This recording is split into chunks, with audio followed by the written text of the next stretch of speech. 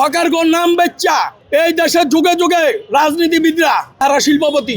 এই দেশ স্বাধীন হওয়ার পরে এরকম রাস্তার মাঝখানে নির্ধারিত চিহ্ন কইরা সিটি কর্পোরেশন বা কোনো রাজনৈতিক দল এইভাবে আপনার দোকান বসানোর অনুমোদন দেয় নাই। এটা বাংলাদেশ, তো এই জায়গায় সাপোজ সপ্তাহখানিক উপরে গেলি মাস, তারপরে যায় বাঙালি হলো মানে উল্টাই যাইব। 40 বছর গাড়ি চালাই, এই হকার উঠতেছে আবার আইতেছে আবার যাইতেছে।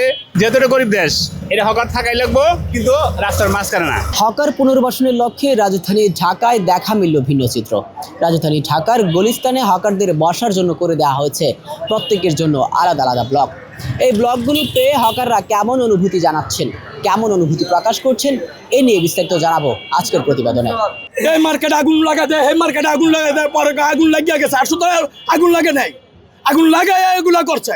এই হকারগণ নাম বেচ্চা এই দেশের যুগে যুগে রাজনীতিবিদরা হারা শিল্পপতি।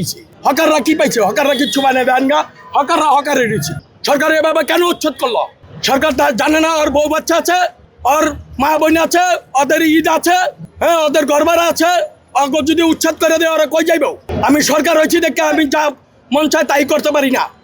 আমার এই গরিবের দিকেও আমার চাইতে হইব, আমি এই দেশের সরকার, আমার সবার দিকে আমার নজর থাকতে হইব। আপাতত স্থায়ীভাবে সরকারের এটা ধন্যবাদ জানাই, কিন্তু স্থায়ীভাবে ধন্যবাদ জানাই না।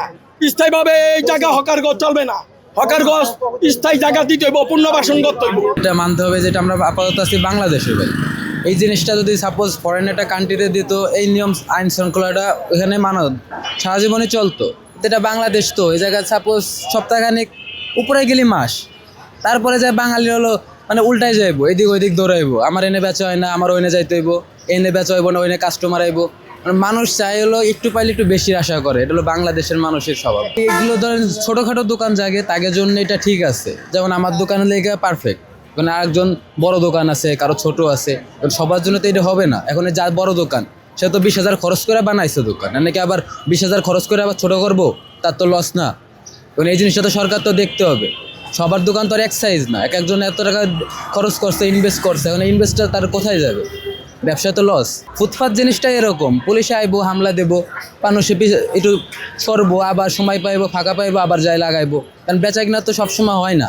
আমি মনে করি জিনিসটা একটা সমঝোতায় আনছে, এটা ভালো, কিন্তু রাস্তার মাঝখানে এইভাবে ফুটপাত বসানো এটা বেআইনি।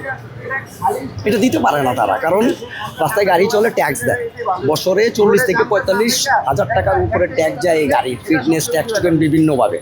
একজন ড্রাইভার গাড়ি চালায়, তারও একটা লাইসেন্স রেনিউ করতে গেলেও 10 থেকে 12,000 টাকা লাগে।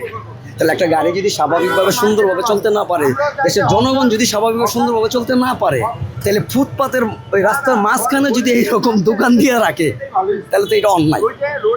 এই অন্যায় তো সবাই মানবে না। আমরা এই দেশের নাগরিক, আমরা চাই একটা শান্তিপ্রিয় সুন্দর পরিবেশে যাতে ফুটপাতে দোকানগুলো দেওয়া হয়, রাস্তাটা যাতে ক্লিয়ার রাখে, রাস্তা যাতে যানজট সৃষ্টি করে কোনো ফুটপাত না বসে। এটাই আমার অনুরোধ সরকারের কাছে। এই দেশ স্বাধীন হওয়ার পরে এরকম রাস্তার মাঝখানে নির্ধারিত চিহ্ন কইরা সিটি কর্পোরেশন বা কোনো রাজনৈতিক দল এইভাবে আপনার দোকান বসানোর অনুমোদন দেয় নাই। এই প্রথম দেখলাম। এখন কে বা কাহারা করছে, ওনাদেরও এইটা নিয়ে একটু বিবেচনা করা উচিত। আমি তো প্রায় সময় এখানে আসি গাড়ি নিয়ে, দেখি যে মোটামুটি স্বাভাবিক সুন্দর পরিবেশ, এক সাইডে দোকান লাগায়। এখন যখন মনে করেন রাস্তার মাঝখানে দিয়ে দিছে পারমিশন, তখন এই পর্যন্ত দাগ দিছে বসার জন্য, তখন তো ওই পাশে আরো বাড়বে। তখন এই গাড়িগুলো কোন দিকে চলাচল করবে বা জনগণ চলাচল করবে কিভাবে?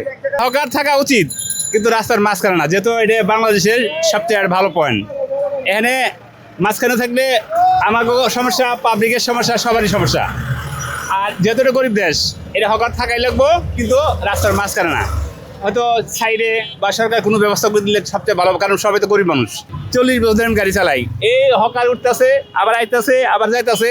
এটা আমি যখন 18 বয়স ছিল তখন থেকে আমি দেখি, এই আসতেছে যাইতেছে, আবার হয়তো কেউ এটার লাইন দিতেছে আবার চলতেছে এইভাবে। এটা তো মধ্যরাত দেশ না, বা এটা স্বয়ংসম্পূর্ণ দেশ না, এটা গরিব দেশ। হকার না দিলে আর বাঁচবো কেমনে?